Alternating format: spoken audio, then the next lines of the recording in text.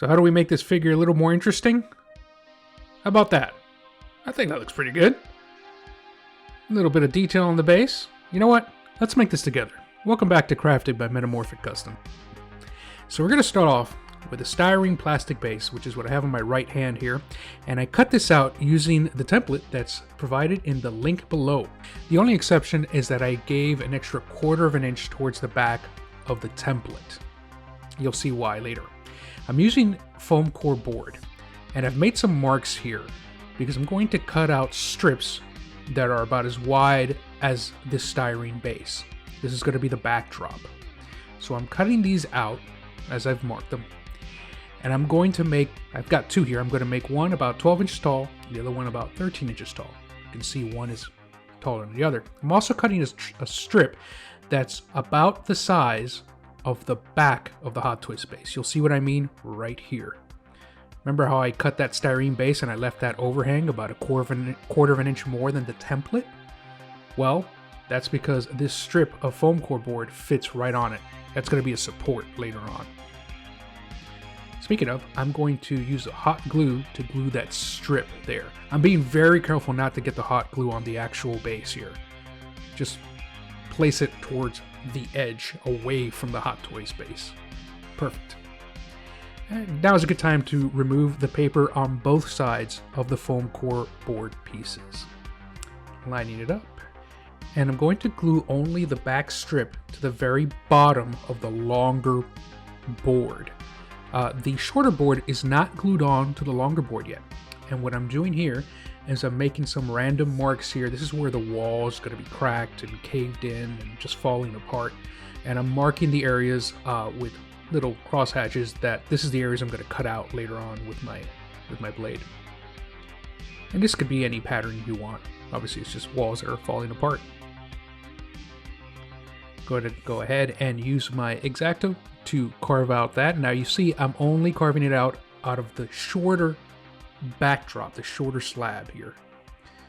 So you can see now I'm going to go ahead and glue the shorter slab onto the back one. And I'm going to use this strip of XPS foam and I'm going to glue it in. This is about 12 inches tall. It's the same length as the slab that's there. And it's about 1 inch wide and 1/2 inch thick. That's the XPS foam. Now I'm going to go ahead and carve out the very top of it where the wall looks like it's crumbled and just falling apart. The top part is where I actually cut through both pieces of both backdrop slabs, if you will, both pieces of foam core board. But the hole in the middle, that was just through the first slab. I just cut through the first slab. That's so it could look like the stucco is falling off, right?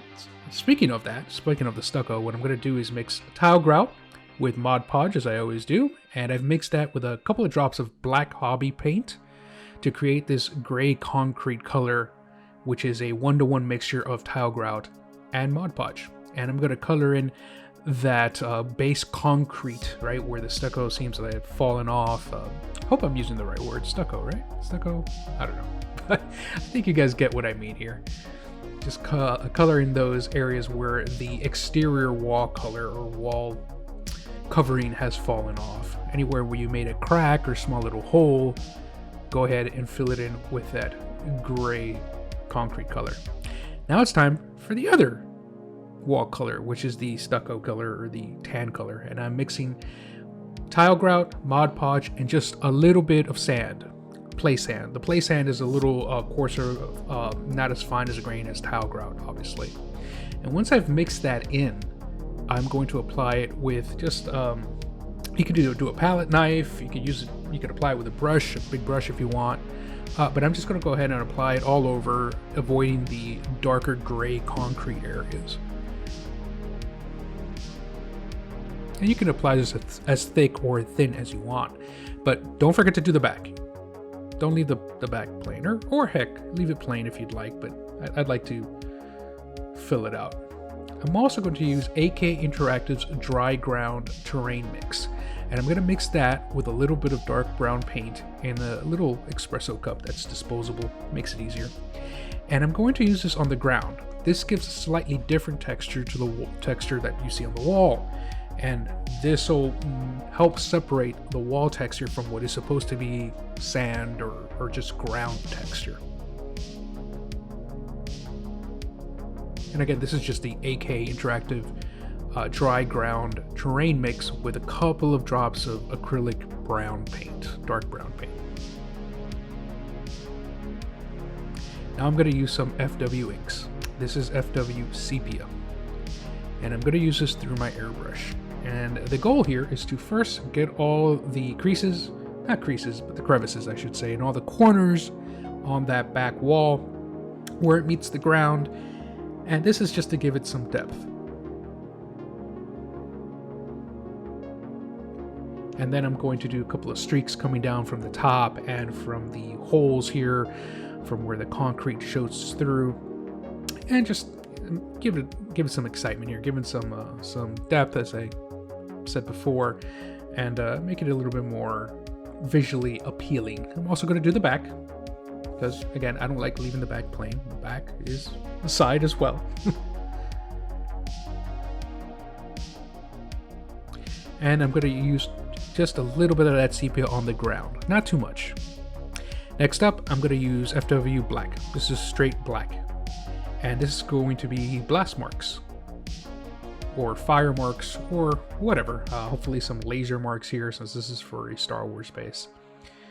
And basically it's just lightly applying streaks from a given center of your choosing, making it look like blast marks. Doesn't have to be that realistic, just anything that looks good to you. That's the goal.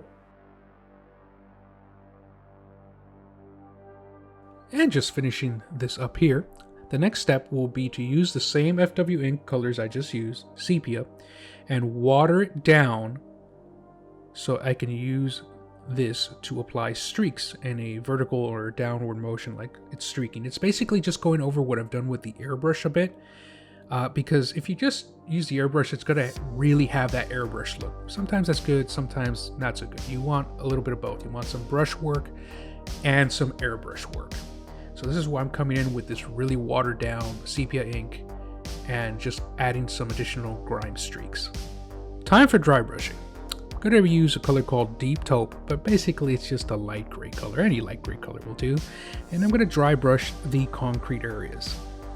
This will bring out the texture detail that was provided by the tile grout. And after the Deep Taupe, I'm going to use a drizzle gray, which is just a lighter gray. It's almost white. And again, just giving this a couple of different layers really brings out the texture.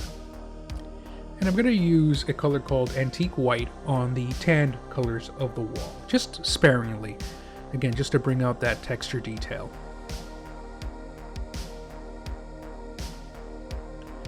Lastly, I'll use a color called Golden Straw just on the ground. Again, very lightly, just to bring out that ground texture. And that's about it. That's the final product. This was a quick one, but it makes a difference. I love this wall. This could be a building on Tatooine or in Navarro or anywhere. It could be a real-world setting for all you know. And let me know what you guys think down in the comments. And if you like it, as always, please like the video, subscribe, and I'll see you in the next project episode. Until then, stay crafted.